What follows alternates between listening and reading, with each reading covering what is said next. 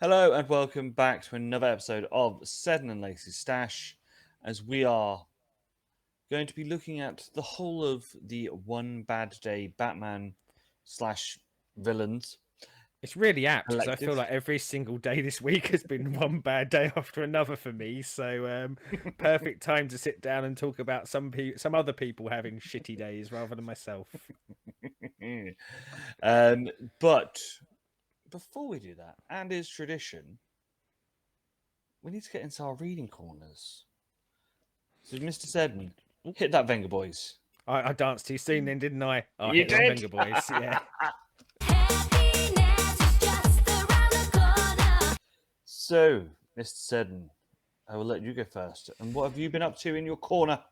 I've been doing a little bit of cheaty copying of something that you've previously done on a reading corner, but I finally got my grubby little mitts on it a little bit later than I planned to. I actually forgot to buy it, which is a really strange thing to say, but I have read Do a Power Bomb Hey! because I think it was actually Feb that it come out, and I was really like, yeah, I'm definitely gonna get that in February. And then I don't think it was, as I said about forget. I think I just lost track of time, and all of a sudden it was kind of mid-April, and I was like, "Oh, God, that's out." So yeah, I picked that up, and I took it away on holiday with me, and much like you said, absolutely wonderful, isn't it? This was my first from Daniel Warren Johnson, and I'd heard some really good stuff. I do want to pick up Murder Falcon, which I know is another one of his Image series, which I believe is about a metal band, and I know there's some stuff on DC Ultra or DC whatever it was called before it was Ultra for people who are using their without Ultra that I want to get to, but I always felt like this would be the best place for me to start because it's the wrestling one, and I love It's me the, some wrestling. it's the graps.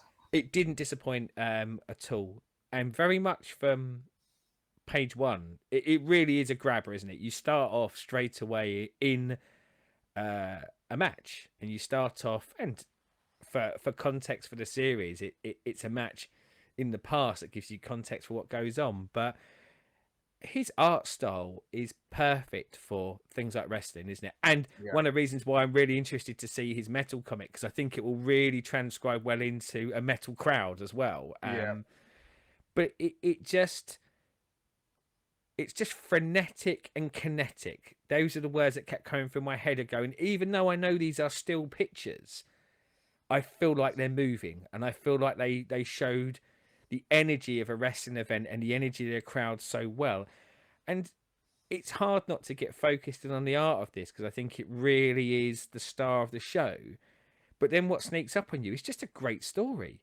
Yeah. A great story that, whilst being fantastical, it does lean into the world of effectively demons and the devil and doing deals with the devil, which is not quite, I think, probably what really happens in wrestling companies, although there's certainly been some nasty people, but not necessarily quite the devil in some of those companies. But as much as that's all there, it does feel pure wrestling for me. It leans into those traditions that I think us as fans get really obsessed with, and this is very much about family. Our star of the show has lost their mother due to an accident in a wrestling match, and has wanted to basically spent her life training to fulfill and, I don't know, pay reverence to her mum, and wants to be the best wrestler, and gets the opportunity to fight in a tag team tournament. And I love that as well, by the way. I love me some tag team wrestling. So as soon as Yep. it said it was a tag team tournament, I'm like, yeah, I'm in. But to fight in a tournament where the winner would get to resurrect someone, and of course, a large part of her obsession is to resurrect her mother. And I don't want to go too much more into the story than that for anyone who kind of hasn't read it. I implore you to read it, but there are twists and turns in it, but all the way through it, it stays at this combative core and reverence for wrestling, whilst telling a fantastic character piece story as well. I can't wait to dig into more of his work. He has knocked my socks off with this. And the fact of with this, the writer had never seen wrestling before until he'd had a Really? kid. Yeah, He'd never seen wrestling before. Oh, He actually, had I his think you kid did say, yeah. and was up late at night because obviously in the States, New Japan's on like Yeah, I one of the remember you weird saying now free it was TV New Japan things. that grabbed him. Yeah, and he was up doing a night feed, flicked the telly on, and saw New Japan, and was just like, "I'm in."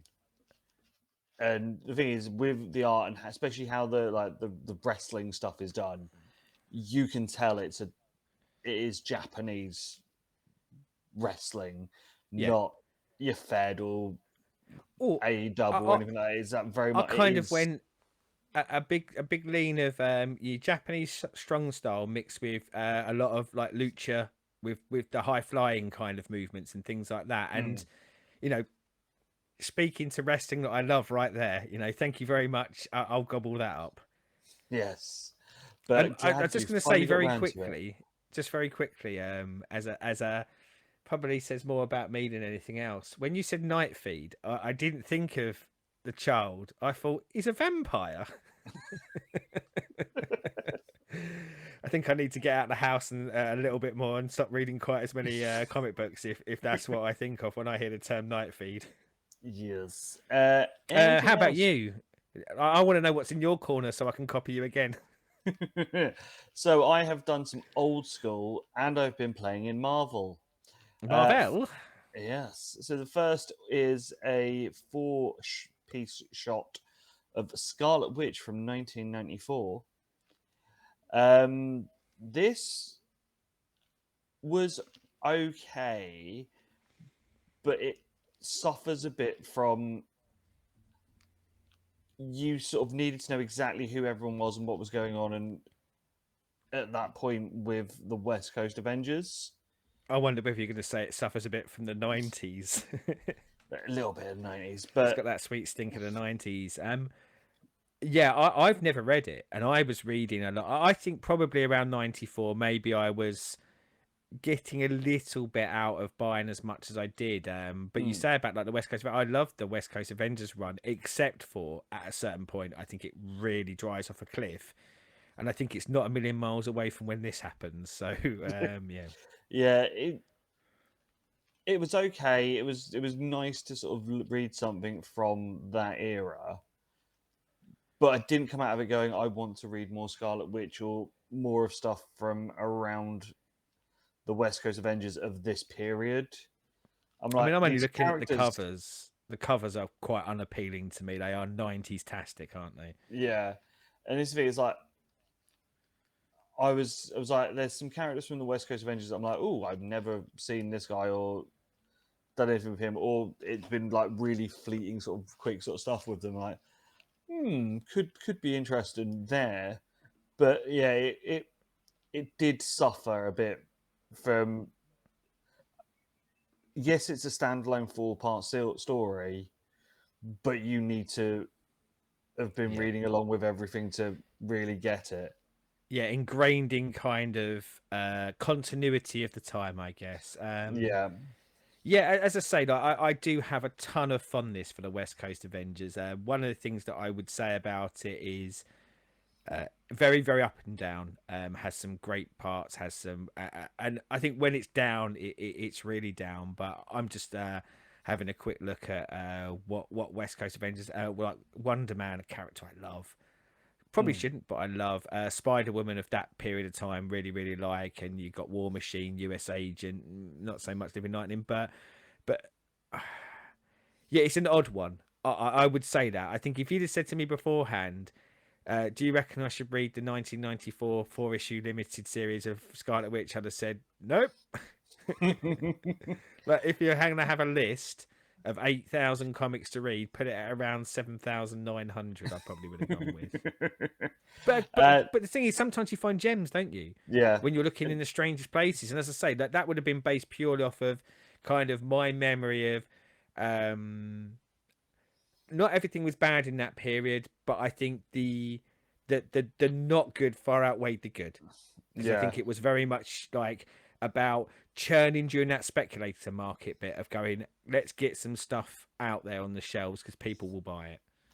And then a jump even further back in time with my Oh, other we're gonna read go back in time. to Yes. 1968 and the very beginning of the Silver Surfer solo run.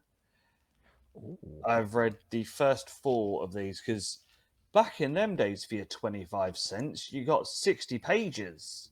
Well, and in those 60 pages, you've got 8 billion words per page, as I found out in my revisit to Fantastic Four and Incredible Hulk from the beginning.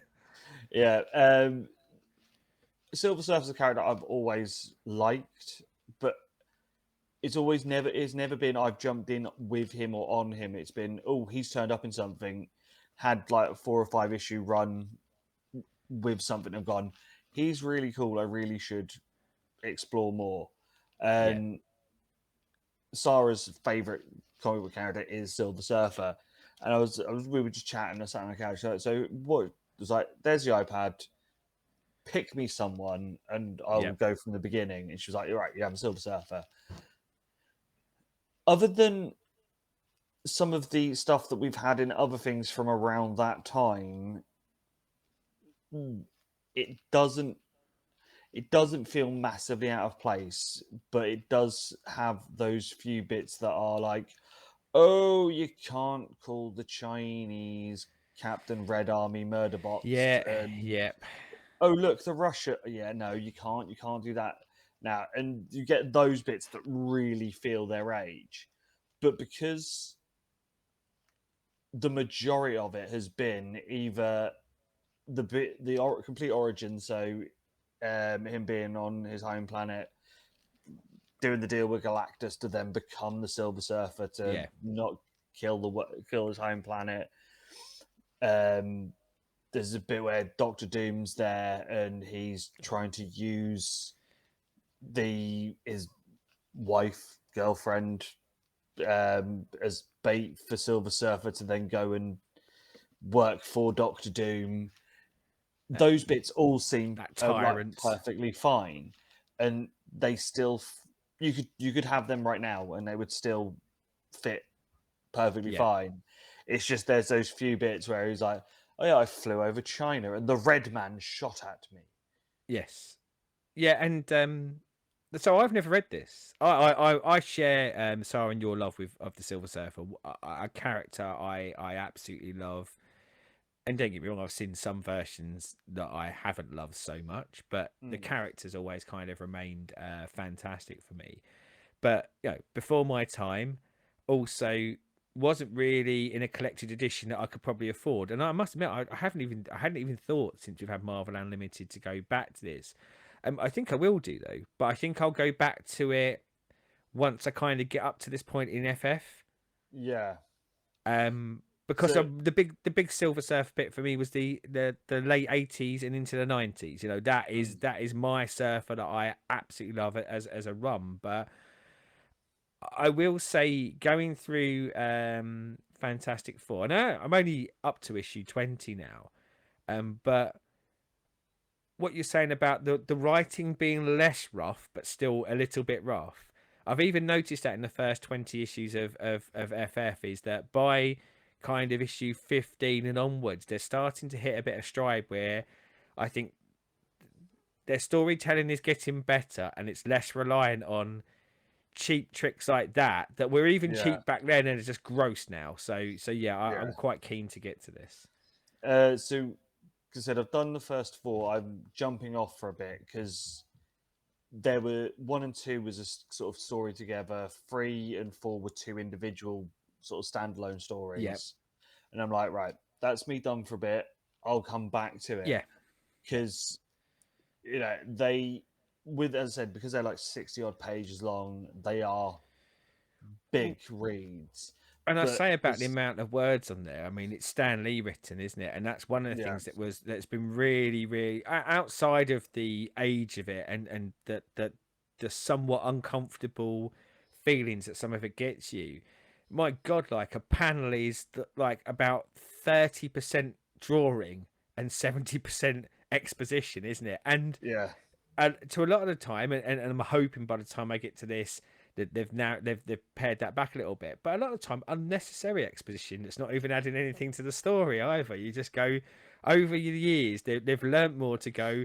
We've got a picture here as well, so we can actually tell a lot of it in the picture rather than having to be so wordy. That or the trope of, obviously, I get it that, on issue 2 and issue 3, this may be Yeah, someone's first issue, because I know that was always one yeah, of the Marvel guys' big thing was yeah, any yeah. issue can be someone's first. First issue, yeah, But getting that same like big yeah, chunks of text sort of saying exactly what you've just read like yeah. 2 minutes ago because you've just finished the last issue, like, Yeah, feels oh, like to go back to wrestling again, as we did do a power bomb. It feels like if you try and watch a WWE program, and you watch something, they go to commercials and they spend the first 6 minutes back from commercials showing you the thing that you watched before the commercials, and you're going, yeah. "I remember that. That wasn't that long ago. That was 5 minutes ago. I don't want to see it again now." But yeah, bless them. But yeah, it's one that I will. I mean, that's going to be my long term read for the rest of the year. Is going to be jumping in, doing a couple at a time, and then stepping away again. I hope But you enjoy it, and I hope you enjoy it enough to go. You want more Silver Surfer, because I hope you jump forward to the '80s one, because well, not only do I think it's wonderful, mm, but that's your lead up to Infinity Gauntlet as well. yeah. So as I said, I did. Was it Silver Surfer Black that came out the back end of last year or the middle of Yeah, last yeah, year? the I read Donny Cates one. those, Yeah, yeah, and they were amazing. So yeah, I'm yeah, always sort yeah. of I really going to enjoyed it. jump in on stuff, but it was one of those of I usually just sort of go, oh, is a four hit run or a 6 hit run, do them and then leave. I've never sort of gone, actually, let's go all the way back. I, And the thing is, I I, think the full run's only 24 issues of the original runs. So it's not yeah. a ridiculously like, oh, here's 100 issues going forward. So it's Well, not an as much as I think unreasonable. he's beloved, I think often, like you said it earlier, I think often he's used as like the guest star, and I think people loved him and got used to that. And I think sometimes that is the best use of certain characters. Although, as I said, I've read like some monster runs for him, but by the same token, I've read some really good limited series. So. I think mileage may vary, and of course, like anything, once it gets into being an ongoing, um, it doesn't always sustain quality, does it? And of course, it's No. not only about sustaining quality; it's about sustaining readership. And more often than not, things will be cancelled not necessarily because of quality, but because of sales. So, and I think back then they had a much smaller creative crew. There weren't as many Yeah. pencilers and writers. So I think the amount that they were probably expanding and having to publish probably dictated the size of this run as well, potentially of going, Jesus, I'm already writing 10 series this month. I need to cut back on one. Yeah. So, shall we get into the Bat Cave The and have a Bat. bad day? Batcave. Yeah, I mean, we were very interested in this when we heard about it, weren't we? It's a series of one shots that cover a lot of the big bat villains, Yeah. and them all having one bad day, which is from Killing Joke. Both you and I on our beloved list of comic books, and there was a smidgen of reticence for me going in of sometimes you don't touch those concepts from something that's so magical, but I think we both looked at it and gone, well, the characters are there to a degree on some of them. The creative teams are there. Let's give it a go, and we did. And I will forget to put the link up there, but I promise it is on the channel. We did do an episode specifically on One Bad Day Riddler when that come Yeah. out. But we agreed at that point to go, we'll wait till everything's out and then we'll record a show. And it is now all on DC Ultra, so I'm pleased to say that we have both nommed all of it.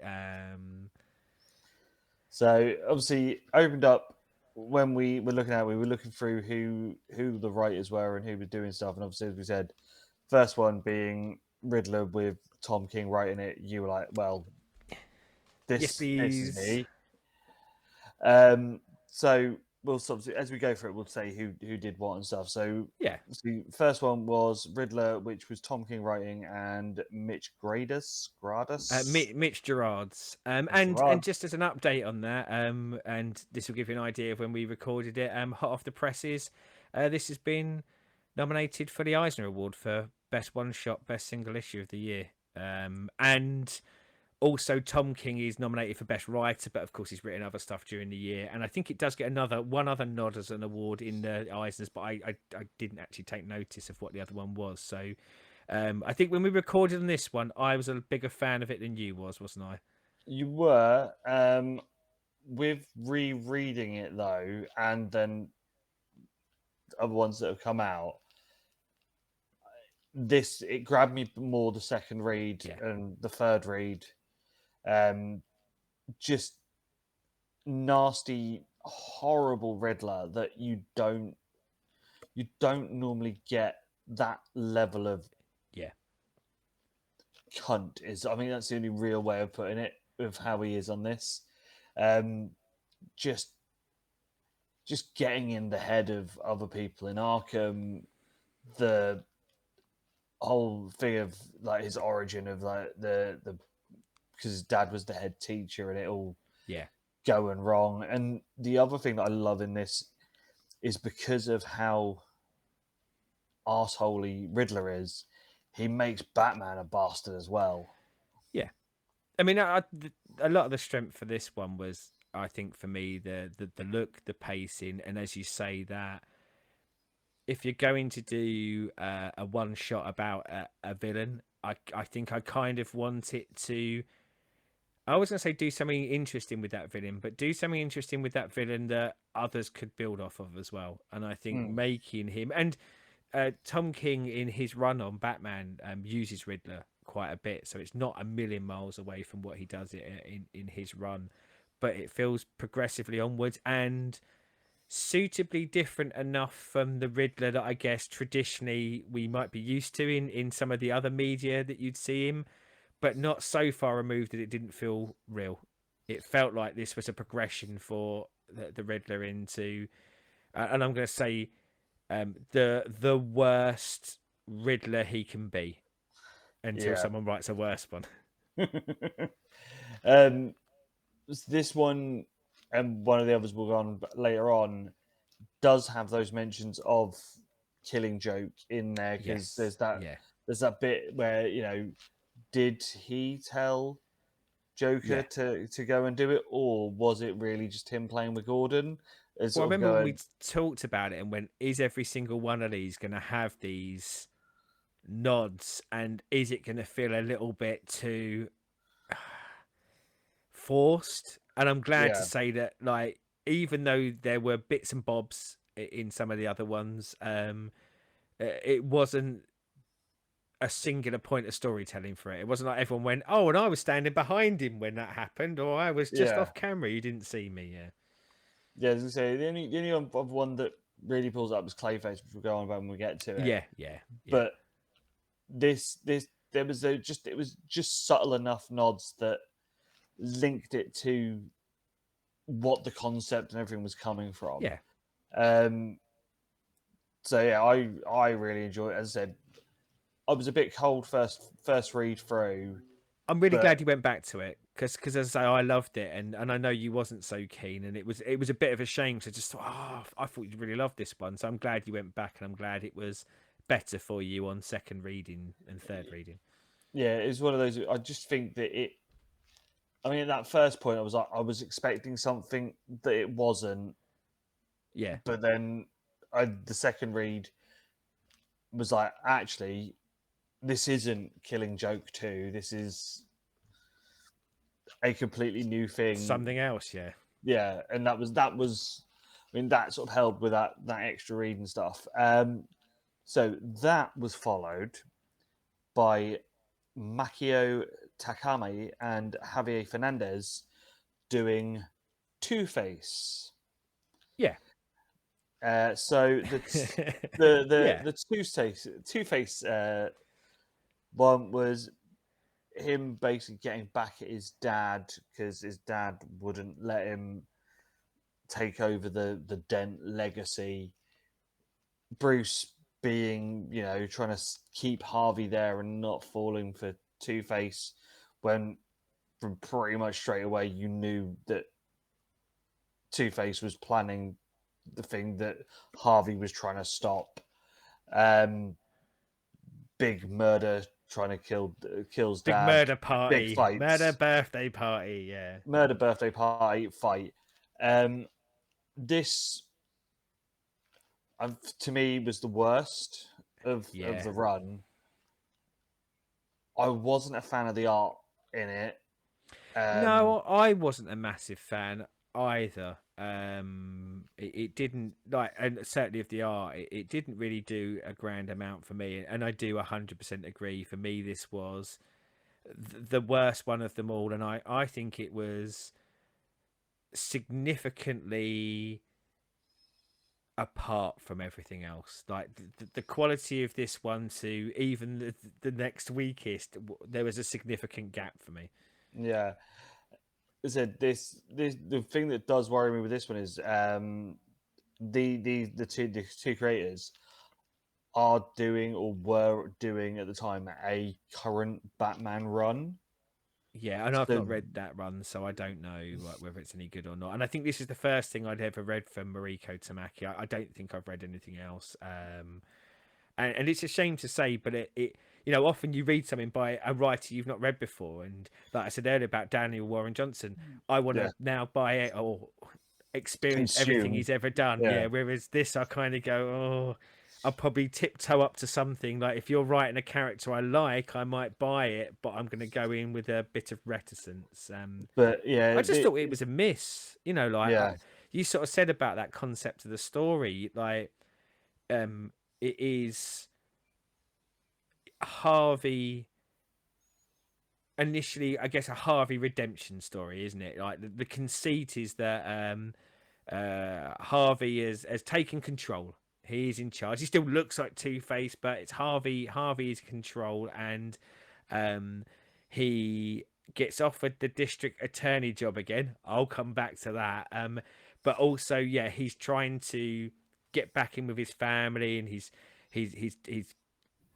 arranging a birthday party for his dad, but there's a threat. Someone wants to get at Harvey, and they're going to do it via his dad at his birthday party. So the Batman element is that kind of detective of protecting the dad and protecting that party and protecting Harvey, because Batman wants to think that Harvey can be redeemed, and it culminates in the party and the bad stuff happens, but actually it's Two Face, as you say, and this just felt, and I say a miss. It felt like it missed for me because I think everything that happened and that was going to happen was telegraphed so much and it was so obvious. And I'm not. That's not to say that being obvious is always a bad thing, but I think the way that they framed it in here was it was so obvious that there's no one else in that story that shouldn't have seen this coming from a mile off.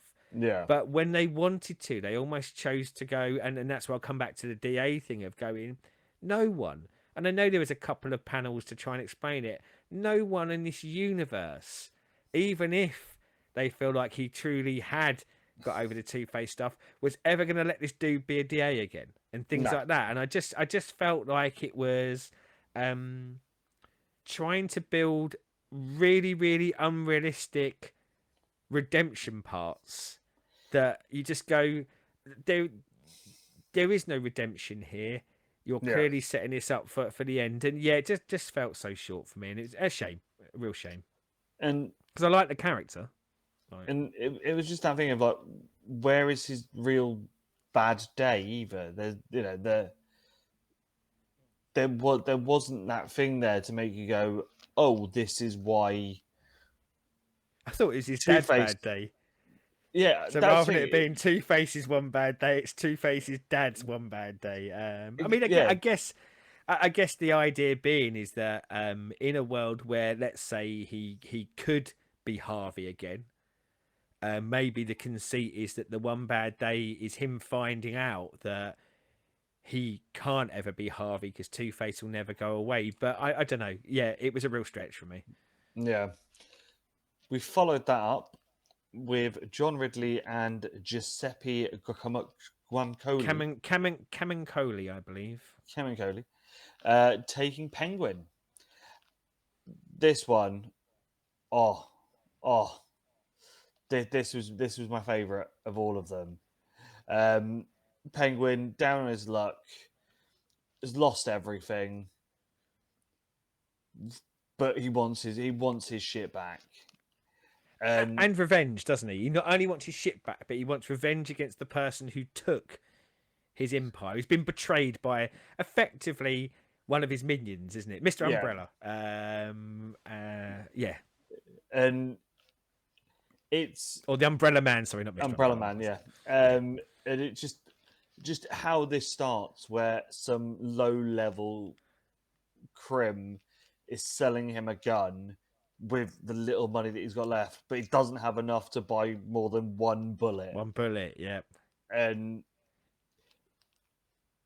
in a way, it's a weird Penguin redemption story, because all the way through it, he realizes that he was a cunt to all of his minions, and they all hated him, and they all turned on him, and this is why he is where he is. Yeah. And you get that weird character build of Yeah. the few that will help him make him realize that he was a dick. Yeah. That then makes him a better person by the end of it. Yet he's still heart Penguin and still wants to, take over Gotham and run Gotham's criminal empire, and is a criminal and evil. But he's a bit more, really realizing of, he was a dick to his cronies and won't be a dick to his cronies. But there's a bit that I love in this is where he's speaking to Batman. And Yeah, I was hoping he's you were like- going to pick up on that because I love this part as well. And Batman's trying, well, I take down criminals. I stop. And Penguin's like, no, I stop the big shit. I stop the fucking crazy. I make sure that Joker doesn't have the money to go and buy all the shit that he needs to make his mega bomb. I stop this. I stop that. Yeah, I'd let you go and do bits and make yourself feel good. Yeah. But I'm really the fucking one saving Gotham. And I was just like, oh, it just made me love Penguin so much more after this. After that big dip down for me for Two-Face, I was a little bit worried at that point. So I was going, God, like, is it? Did they stick the Tom King one out first, and is it all going to be downhill from here? I'm with you. This one brought me right back up. I think this is a fantastic one shot. I think it's a fantastic story, and you're right, framing it from that beginning bit of, he's sat there on a bench, dishevelled, isn't he? And very, very tropey of crime movies, like someone down in their luck and then building himself up. And, at parts of it, really leaning into that, getting yourself back on the feet after you've been betrayed, but never moving away from the fact that he is a criminal. And as you say, there's some really smart stuff is him going to people that he had previously worked with or that had betrayed him, and no one's shying away from telling him, well, what did you expect? You were either horrible to us, treated us terribly, or in some cases, people feeling like they've been used to get him to the top, then discarded for the prettier, richer, set of the world. And yeah, that singular mission that he has that starts off as a singular mission of revenge, then revenge in getting his status back, that then morphs into him going, no, I want to do this for us. The revenge and the revenge and the power. Suddenly he wants to get that power because he wants to get his new crew into a bigger position. But I'm with you on that Batman bit. I love that. I love the kind of, you go off and you do all the glamorous things. You go off and once a night you stop something. But all the while I was sat there making sure that criminals had a set of rules that they played by. Because the person who's taken over has pretty much gone free reign to anyone, hasn't it? Yeah. The Bloods are running red in Gotham. Heinous drug deals are going on everywhere. It's free reign. But the thing I think that really hit me the best for this is you say about like almost a Penguin redemption arc. The thing I loved of it is when I got to the last page of that, I thought, and you'll be a dick again within a week. And Yeah, that's what I loved about it because it made me, as you said, care about the Penguin in this guise, but never moving away from the. And in a week's time, you'll forget all this because you'll get carried up in this. But we now know that you've got that in you, and this could happen again and things like that. But yeah, it fleshed him out, but never took him away from who he is. And we all have those moments in life, don't we, where we go, that thing that I know makes me a dick, I'll never do that again. And 5 weeks do it later, again. yeah, Yeah, because you do it again. Yeah, absolutely fantastic. John Ridley's done a few things around the Bat universe. I'll definitely be hunting out anything else that I can get my grubby little mitts on from him. And I thought the art yes, was great as well. I thought the art was yeah, fantastic for this one. yeah. If I was to say it reminded me of a film, it reminds me of Scarface. Yeah. Well, and With uh, you're spot on, but I do think it's pretty much. I'm guessing John Ridley's probably a really big fan of 70s crime movies because yeah, there's so much sort of kind of 70s crime stuff packed into this, isn't there? yes. So that was followed by Jerry Duggan and Matteo Scalera Scalera, yeah. taking on Mister Freeze. Mr. Frizzles. I'm really interested to see what you've got to say about this one because you're quite a big Mr. Freeze fan, aren't you? Yes.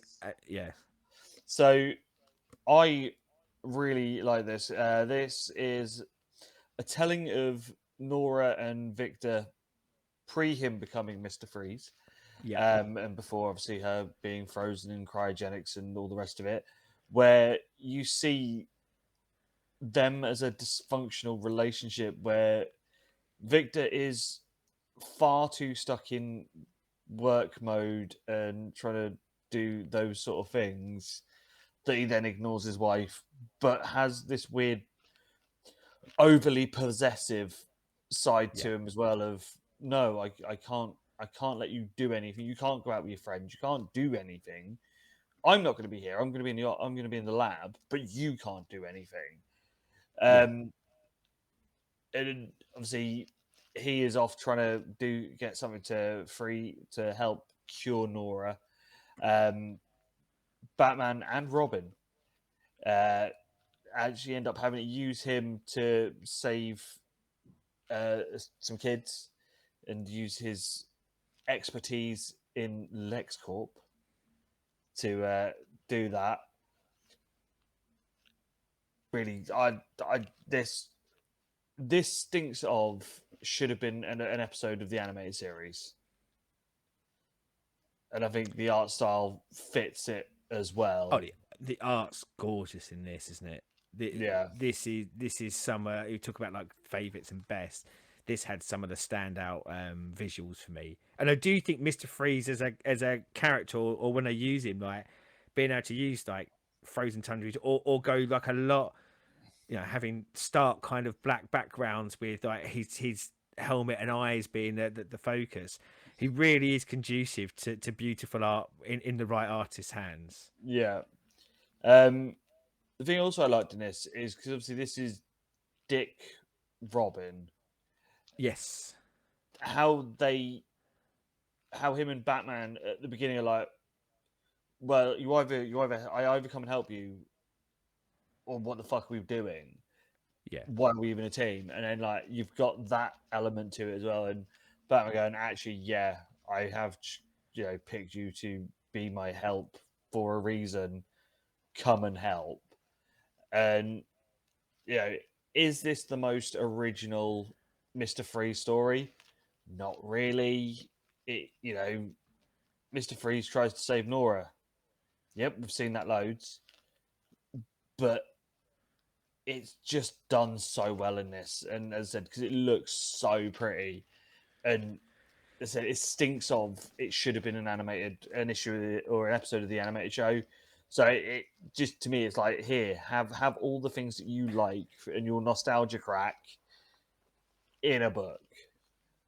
So like when I got to this one and when I read this one, um, what I kind of found and felt at this. So when I read Riddler, I thought this could be in continuity or not in continuity. You know, it felt very much Yeah.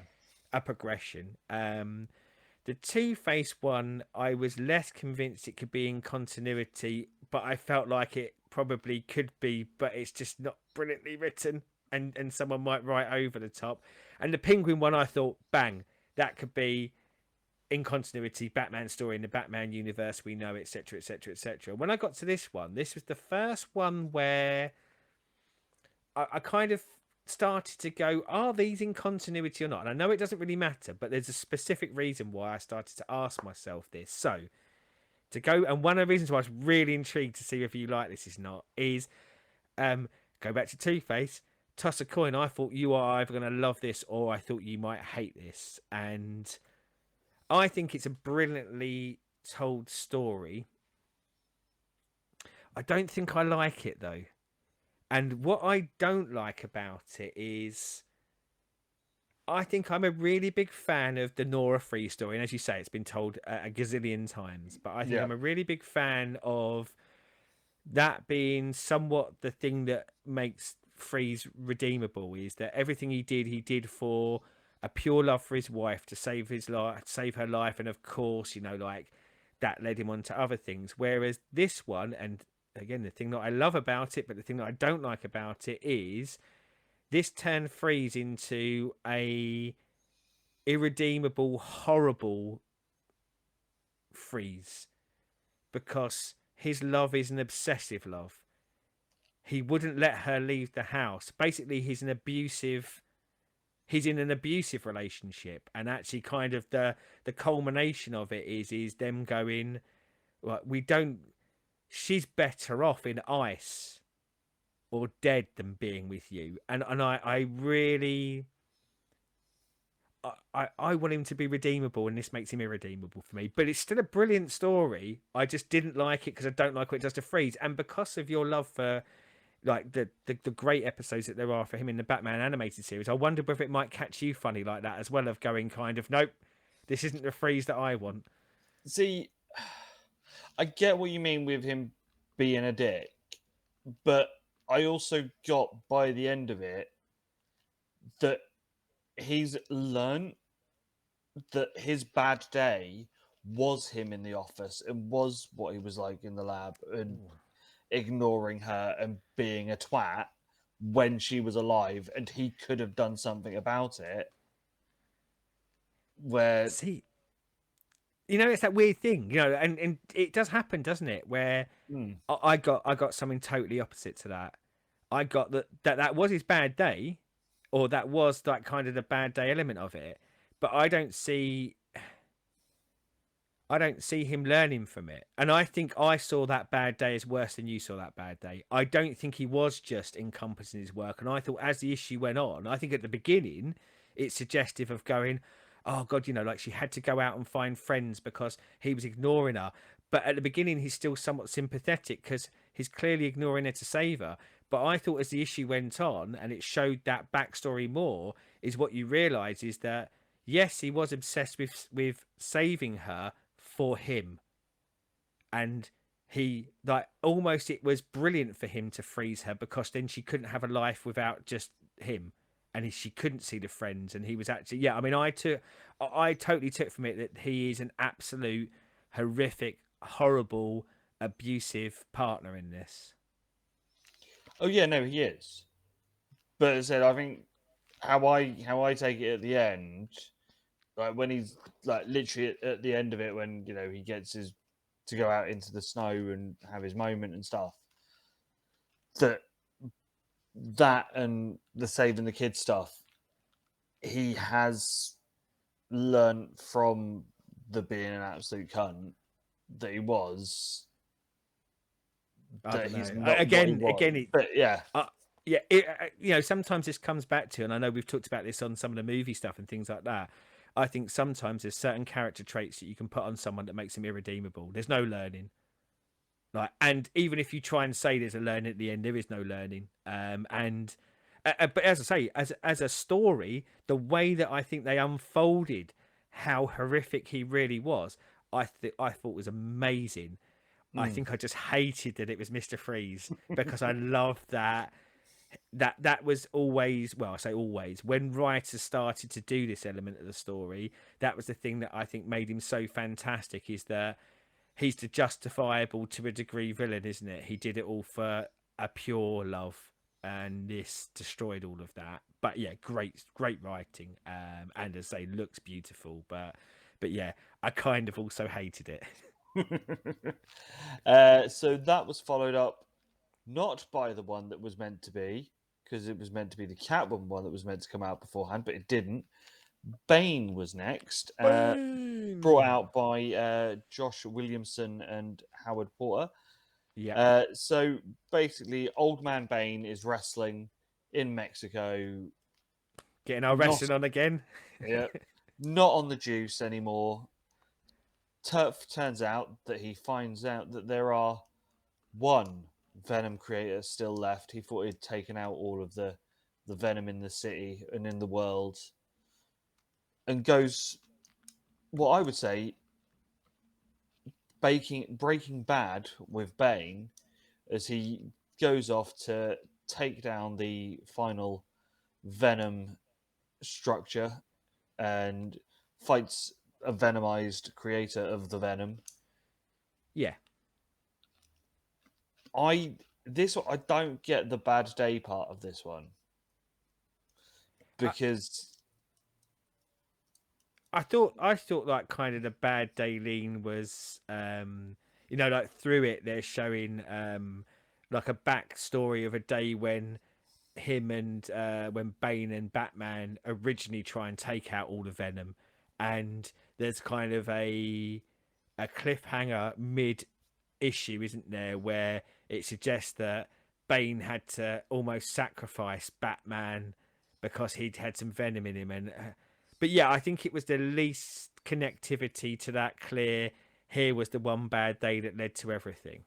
yeah, But then this is the one that I think is the most, the one that leans most into redemption, isn't it? You start off the issue. Now, of course, he's down on his luck, and he's fighting pretend Batmen in in his wrestling matches, isn't he? He's doing a yeah. break in the back, and you're not saying, oh, he's a lovely fella, but he's kind of,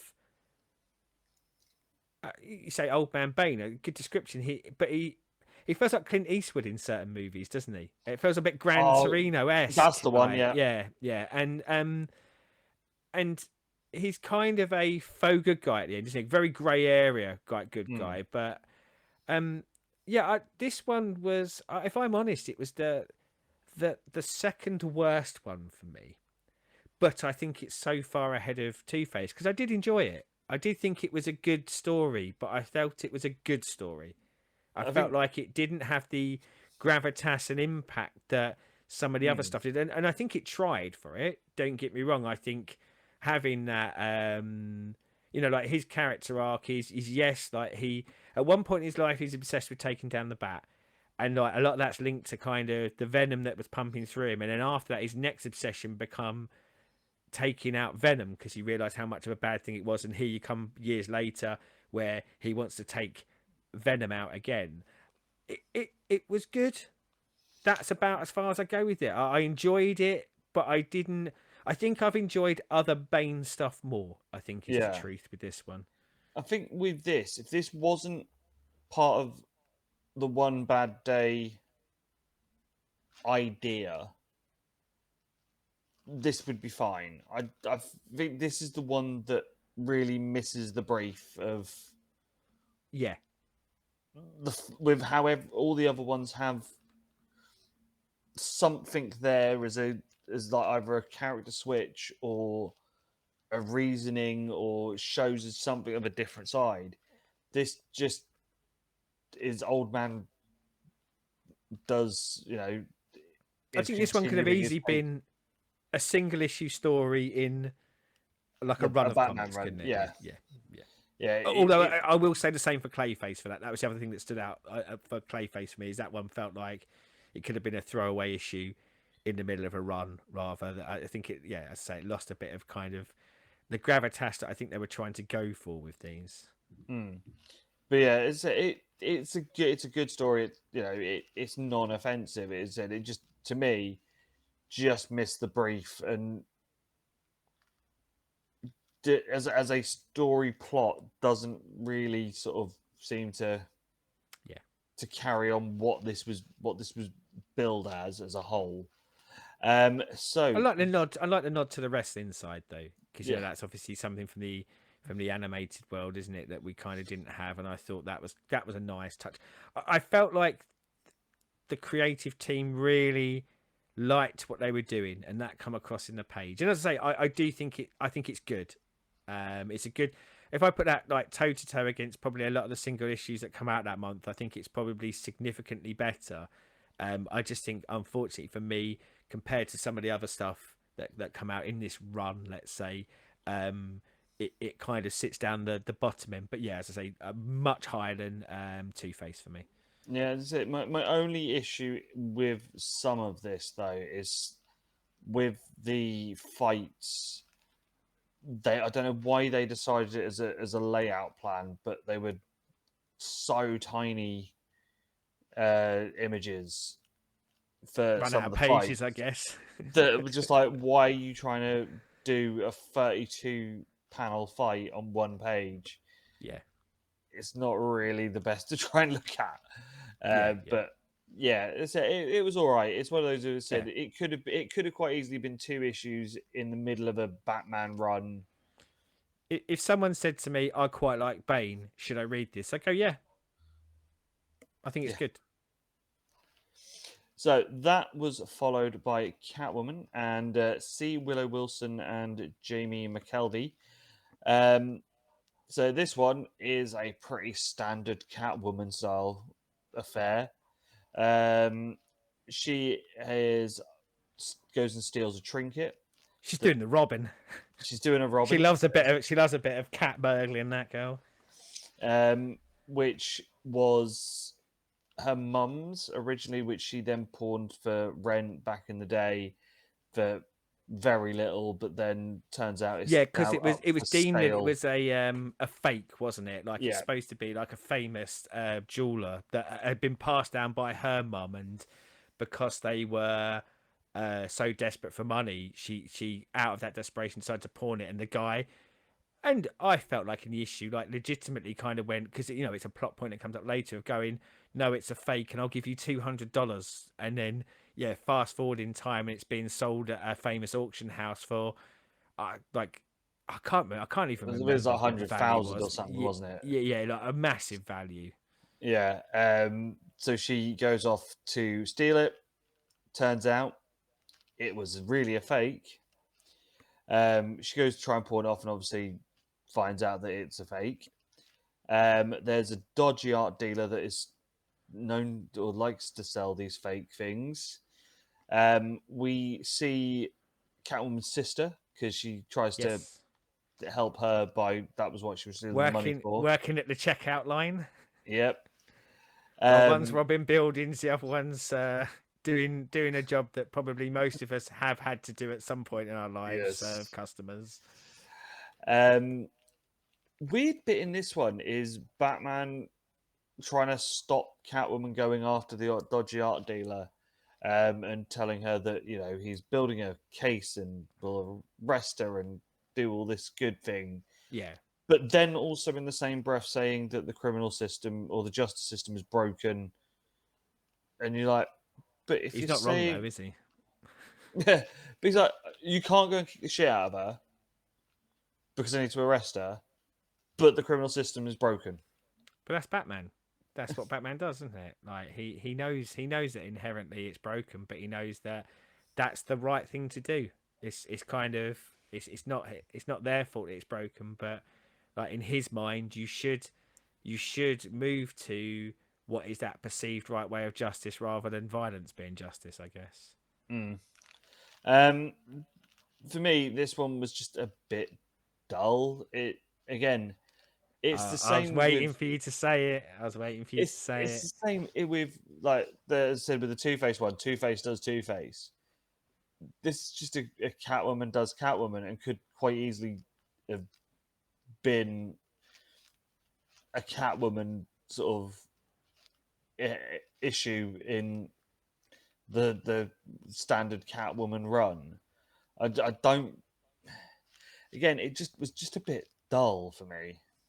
So this one, hands down for me, was the best one of this run by an absolute mile, except for Riddler.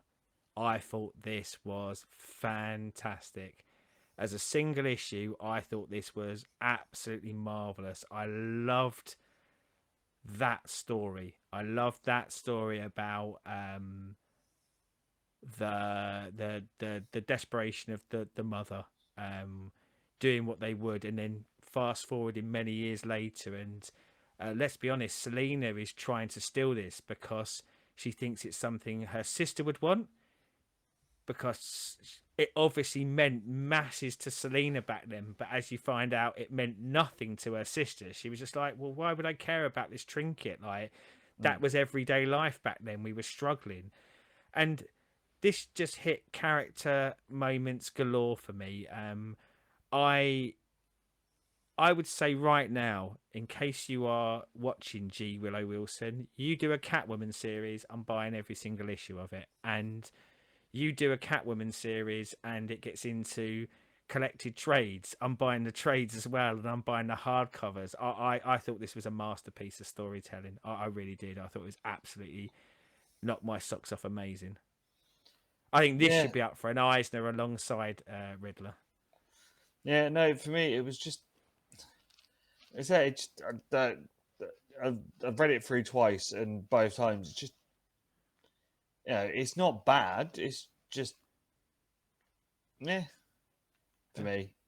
Like I say, each to their own. But yeah, I think, and again, I would say, clearly I'm a fan because I loved it. I would say, for and it's beautiful as well. I think the art in it's fantastic. But I think for writing and we'll get to this, I guess, when we kind of wrap up, like as to what One Bad Day was or what it was to us. But for me, probably similar with the Penguin, which obviously I had a bit down from this is supposed to be a focus, and this is supposed to, in my mind, make me invested in the character, and in Mm. these cases, the villains, let's say. And I feel like I know Selena much more afterwards. I think I sympathise and empathise with Selena much more afterwards. Whilst not going, the whole story isn't about God. Isn't Selena great? She's a robber. You know, like that's what she does. But she's on the more acceptable side of the villains. And yeah, so this Penguin Riddler, one of the other things it did is it made me want to read more of this character and made me want to read more of the character by that creative team. So 10 it's out of done its 10. job. It's done its job for you. 100 out of 10 for me. So that was followed by the Clayface one, which was written by Colin Kelly and Jackson Lanzig with Zaminico Yeah. as the And, artist. and that writing team, I think I've mentioned it to you. They're the ones who have been doing the relaunch of Captain America, the Steve Rogers one, and I Yeah, believe they're the writing team for the New Guardians as well. yeah. So Clayface is in LA trying to be a film star, doing all the struggles, working as a waiter, In a bussing cocktail tables. bar when I met you. Him and his mate go to an audition. They're auditioning for The Killing Joke. Yeah, Uh, before we go on, I know we'll pick up on it. This is the nods that I like. yeah, This is when you kind of do a bit of fan service, and obviously the concept being One Bad Day and you link it in. This is when I love how it's done because it's done smart and natural, and you kind of go, oh, I like seeing that. And I almost wanted to stop and do a round of applause at that yeah. point for integrating that in. His mate gets the role because Clayface, because he knows Joker, is trying Yeah, to play it as close yeah. to Joker mindset as it should be. When they Which audition, again, they're doing the scene, aren't they, with him and his wife, and because he's doing it with all like the sort of pathos but anger that he knows that Joker would have had, and they yeah, just kind of go, oh yeah, but we don't really want that. We want it to be a bit like lighter and more comedy. And I just thought, yeah, that's Hollywood, isn't it? That's yeah. Hollywood right there. They've got this amazing story, but they go, oh yeah, but the audience will want it to be a bit more light-hearted. Yeah, I thought that was a great bit of writing. So that sends Clayface on a massive spiral of killing as he kills producers, directors, other It's film stars, it's movie almost directors. funny, isn't it? Because like he kind of it's every time he kills someone, he's still not getting what he wants. No. So then he has so like he kills his friend, doesn't he? And then he, as Clayface, takes over, and then he starts to, when they're actually on set, do it as he was doing it at the audition, and the director kind of goes, "No, this isn't what I wanted." So then he goes, "Oh well, I better kill the director because then I can make it what I want." And yeah, And has to then kill multiple and multiple people. Yeah, and then the producer sort of goes, "Oh, if you don't do it as we're meant to, we'll take the money." Then goes to the studio director and takes him out, and then yeah, I love the body horror in this. yeah, How they draw Clayface with the one human arm, but in his form, or when he's killing people, it is stunning. Again, this one, like the Mr. Freeze one, could have quite easily been an episode of the animated show for yeah, me. Um, it Clayface is one of those characters that most of the stuff I've read with him has never grabbed me. He's never been one that I've gone, "Ooh, yay, Clayface." This changed it for me to go. I think in the right hands and yeah, done with that slight nod to reality of what Hollywood is like and yeah. what fame is like and what we know of how that shit works. Him playing in that world, I'm like, yes, I can get behind this. I really love this one. Like this sat. Yeah, we talked about Penguin earlier. Like for me, kind of in that just that second tier behind my top two, this and Penguin sat so nicely together because I thought this was great. Uh, you know the way you described spot on for me, and I think what I really liked about it is he was never sympathetic. Yeah, You understood potentially what was leading down that path. Who haven't, and what some of our other endeavors where we talk about stuff, or maybe even in this episode, how passionate we can get about our view of something. And for him, it was the view of how he's going. I mean, it'd be easy to sort of say um, the story was about him wanting to be the lead actor. No, it was him about playing this part that he thought was perfect for him, wasn't it? Like and he how never it had should be any done. yeah, he never had any issue with anyone until people didn't weren't kind of following his idea, I guess.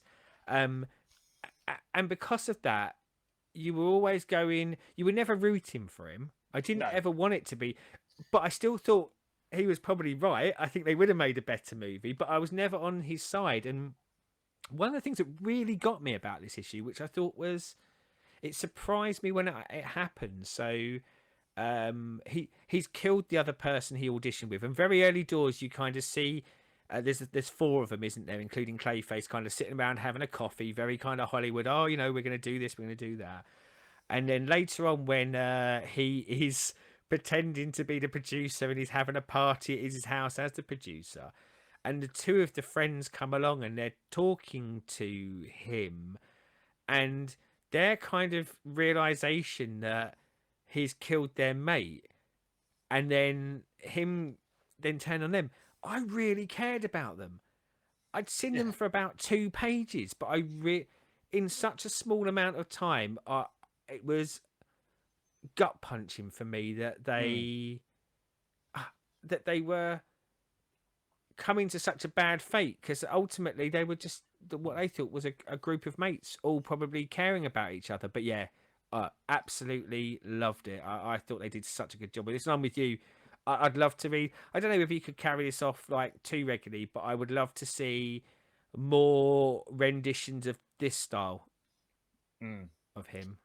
Yeah, and said the one thing that did worry me at first when the first thing that it comes in with the first page is a script page and it sort of sets out the scene. I was like, are we going to get that all the way through, where it's going to be, scene, light, Yeah, data, and I was like, thankfully it isn't. But when they do use it, yeah, it works.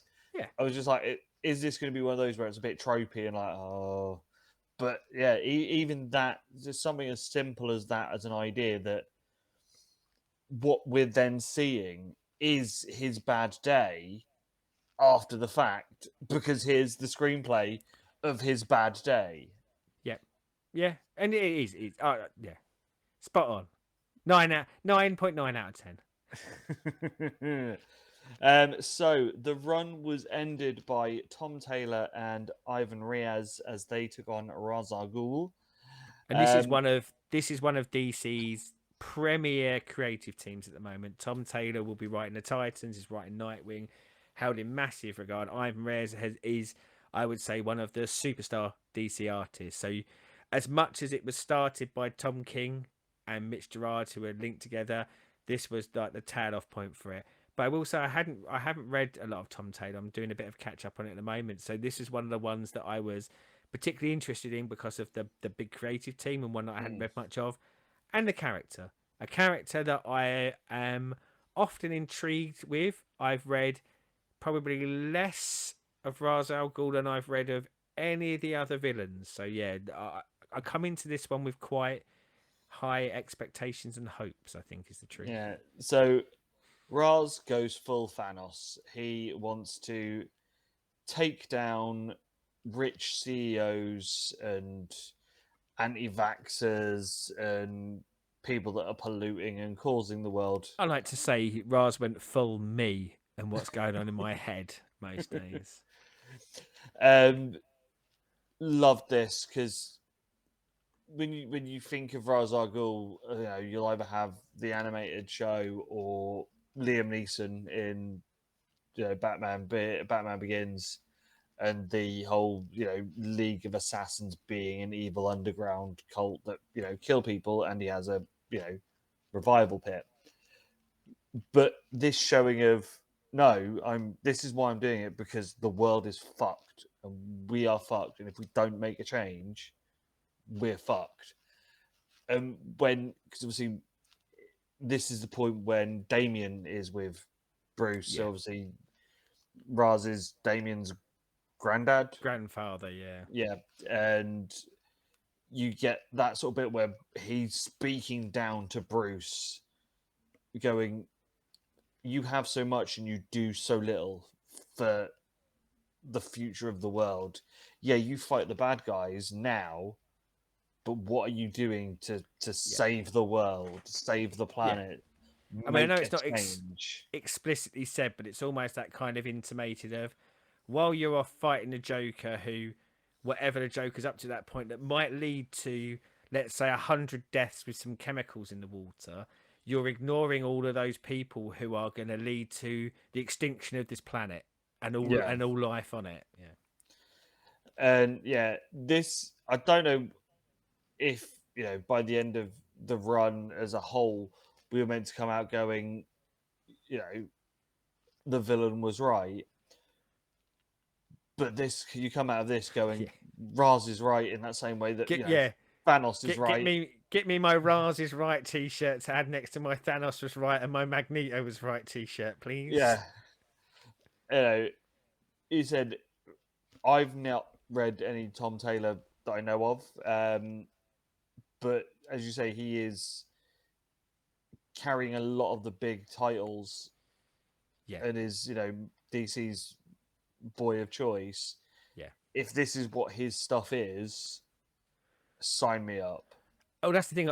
That's what I felt like at the end of this one. I thought I can see why he's, for a lot of people, kind of almost the writer du jour at the moment, because in this superhero or supervillain story, it's got that lean into what's going on in the real world politics. But I must admit, as much as he has a strong stance, and I sort of and I joked earlier, but the things that he's rallying against are the sort of things that I would rally against, but in a very different way, because I don't Yeah. have a criminal murder League of Assassins empire behind me. Um, but and the reason why I say that I lean into it is it didn't feel preachy, No. but it felt like it had a definitive. You know which line of the sand he is in, but I thought it was presented in like a reality way of going, well, whether you care or not, we can't hide from the fact that it's happening. And I thought if he brings that kind of mindset to his writing of everything else, then yeah, I can see why he's a very popular modern writer and why he's speaking to a wide part of the modern audience. And yeah, Yeah. it made me want to read a lot more Tom Taylor. As I said, I don't expect to go into any of his other stuff and have, such a level of this is my hill I'm dying on Yeah, vibes that this does, because you can get away with it in a one hit. But the way that he does that, that you can clearly tell what side of the argument he is on. yeah, You can see that he uses the way that he writes to justify and shed light on his arguments, but not in a but that lot over there are idiots yeah, and yeah. belittling the other side. It's just one of those of going, you see these animals that are no longer here because of that. I'm almost loath to say it, but it felt educational and fun. Yeah, But educational, not in a oh, you're going to learn something today, you idiots, as you just said there. But if you're reading it, I think it has that, and certainly using animals. I'm a sucker for that, as you know. But it gets you to that emotional core to get you to start thinking about the world you live in. But to sort of juxtapose, so to not go too over the top about it, Raz is a villain. He does bad things. He's going out there. As much as these CEOs are horrible people, he deals with them really horribly. Like he's yeah, murdery, and so you and know quite they, brutal they in his murdery as yeah, well. it shows the dark side of I guess Thanos was right, Magneto was right. It shows the dark side of what people can do, maybe for the right intentions, but the way that probably we shouldn't do it.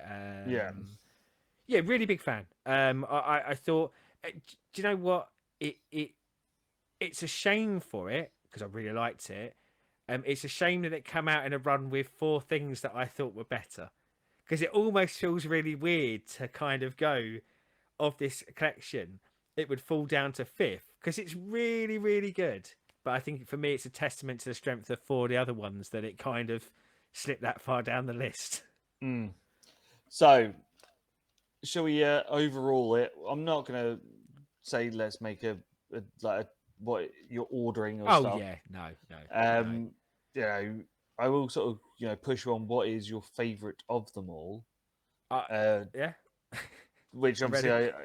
yeah. So go on then. What is your if you were Riddler. to have one Riddler.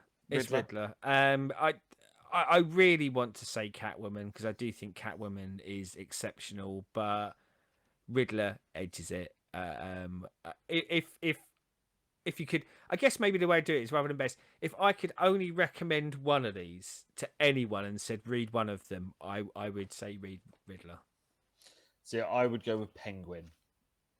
Um, just I think with that just over the Clayface and the Riddler one is that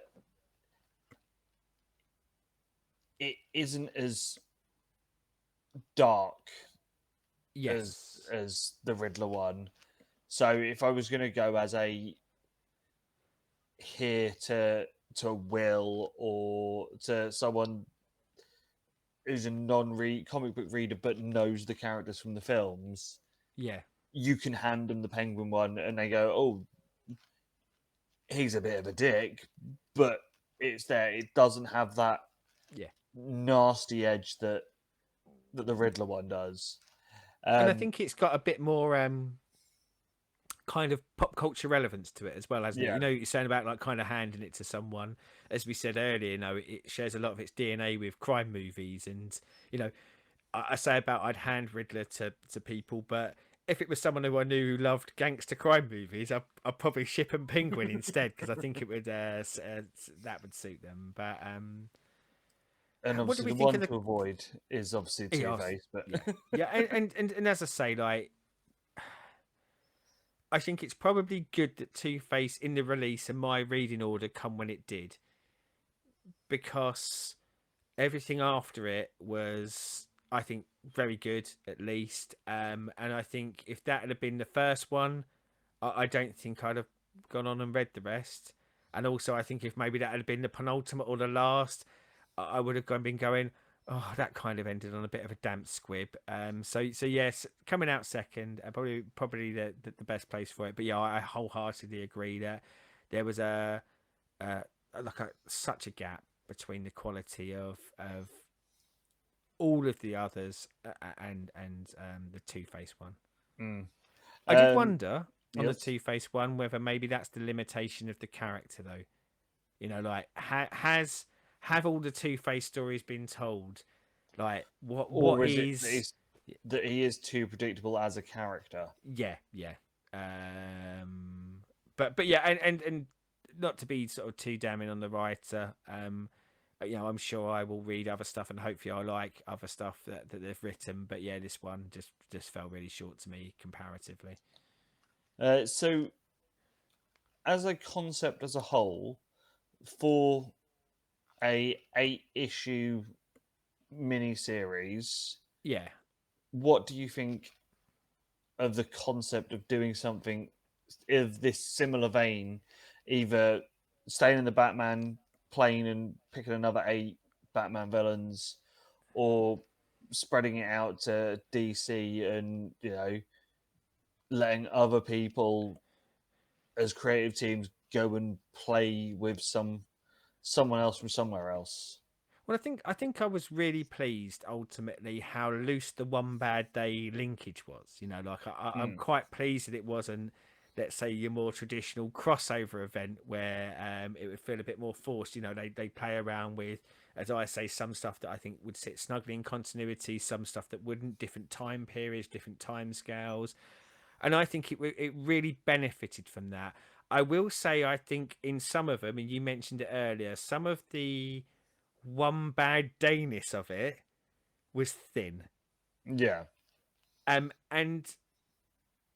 I guess you're going to get that, but as a criticism, I'd say that probably you could have just done this as take off the one bad day and just gone, here are 8 Batman villain specials with these creative teams. And if you are gonna almost enforce the one bad day, I think maybe some of those writing teams needed a little bit more of a kick up the bum to go, this is supposed to be one bad day, you know, like this is supposed to be mm, their worst day, or however they interpreted it.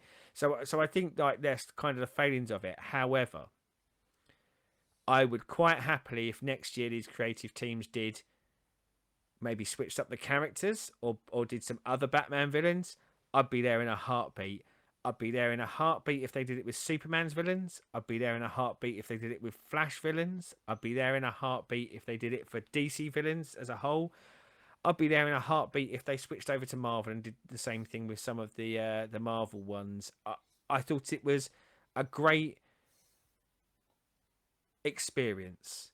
mm, And I know villains do get probably a lot more. I mean, God, go back 20, 30 years ago, villains turned up villain of the week style and then knobbed off. You never got like really anything that explored them and their motivations. But as time went on, you got a bit more of that in the comics, and now you see a lot of solo series and limited series. I mean, we're just about to get a Penguin solo series, aren't we?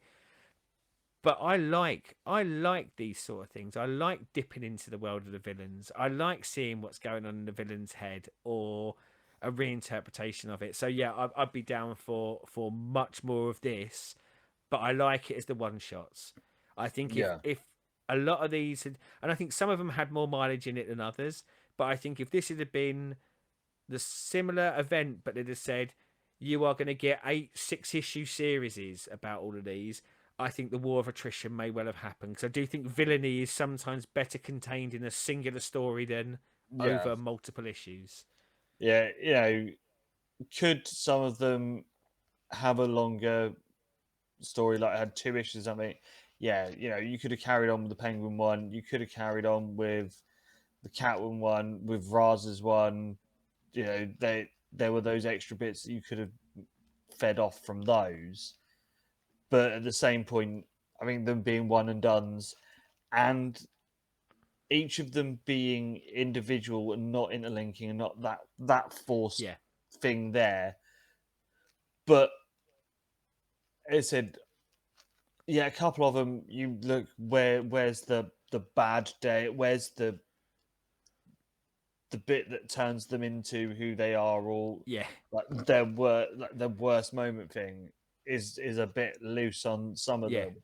It just It- felt like a bit of a bad day on some of them rather than yeah, the one bad day, didn't it? Yeah. but if you say you were to go across DC, so you have a couple of Superman villains, a couple of Flash villains, someone from Green Lantern, um, chucking Poison Ivy from Batman just to have one Batman one in there, and do something similar, but not doing Dude, like one bad day.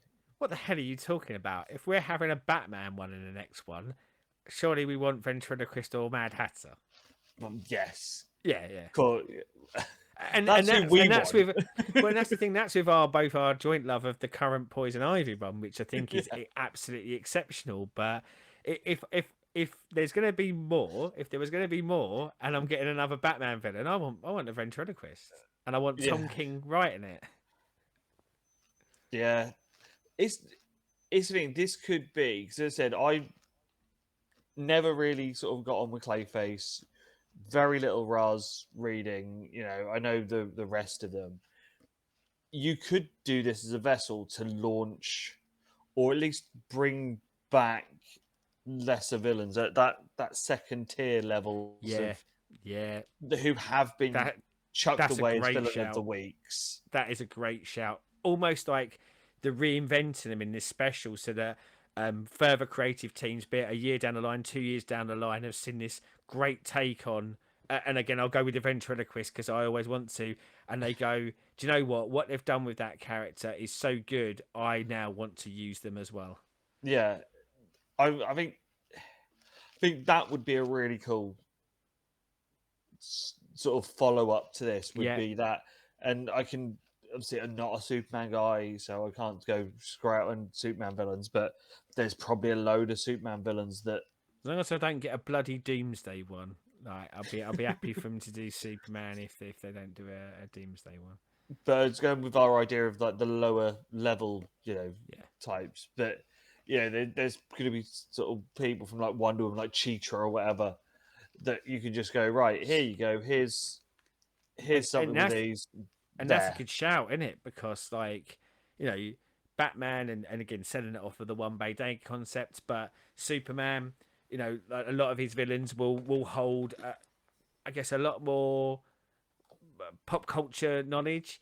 But yeah, like I think doing this with, as you say, Wonder Woman villains might bring people to read Wonder Woman that wouldn't have read Wonder Woman because they see this take on a villain and want to see it more in there. So yeah, I'm all for it. I think it would need to be not semi-regular enough for it to not kind of go, oh Jesus, not this again. I think it's the sort of thing you do every couple of years, Yeah, and and again, especially if getting top quality creative teams. I think that yeah, is really key to this. A lot of those that we picked out, and some of them are considered like the kind of creme de la creme out there at the moment. But even those that aren't maybe in considered the top tier, for the most part, every single one of them has done lots of work for Marvel and or DC, and has built up enough of a fan base and probably at a reasonably high level of their craft. So yeah, if I want to see it again, I want them to go for similar levels of creative team. yeah. I think it's one of those if see not this year. 'Cause you got Dawn of DC and Night Terrors and all that going on. You do it in a year where you've not got something massive going on, and you Yeah, do it like they did with this, which was over 8 months, yeah, pop 'em out. But it is something I think Yeah, more of this, please, DC. Yeah, it was a great idea doing it with Batman because everyone knows Batman's a rogue gallery and it's an easy in. But yeah, so I think we've booked ourselves into wanting it again, but Yeah, with lower level ones and bringing up those yeah, villains. yeah, and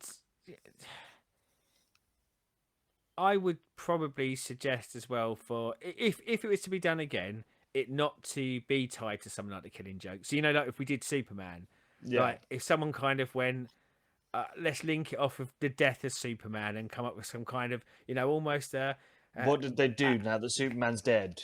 yeah, a one shot where it's on the day of the death of the Superman, or what they did afterwards, or what they would do in a world where to allow people to go into the future where maybe Superman had died again, or any of those sort of things. Just give us the singular villain focused issues, and I think by doing it as a grouping of 8, or be it 6 if they want to do 6 or 10. I probably read ones that I wouldn't have naturally picked up if it wasn't that they were grouped together without having a continuing story. So I do think that's quite a good way as well, because I think they're. I think if it was, I read them on Ultra, but if it had just been, there was no option but to go and buy these. There were ones that I wouldn't have picked up Clayface, which is a real. I know I would have been gutted Mm. after the fact, but I wouldn't have picked up Clayface because he's a character that maybe I wasn't so interested in, and but I guess by the same token I probably wouldn't have picked up Two Face either. But yeah, I think just by even having a very thin link, as in they're all coming out like 1 month after the other, but up front kind of, there's no real linkage here. I think it almost, that collector in me went, okay, let's get them all then.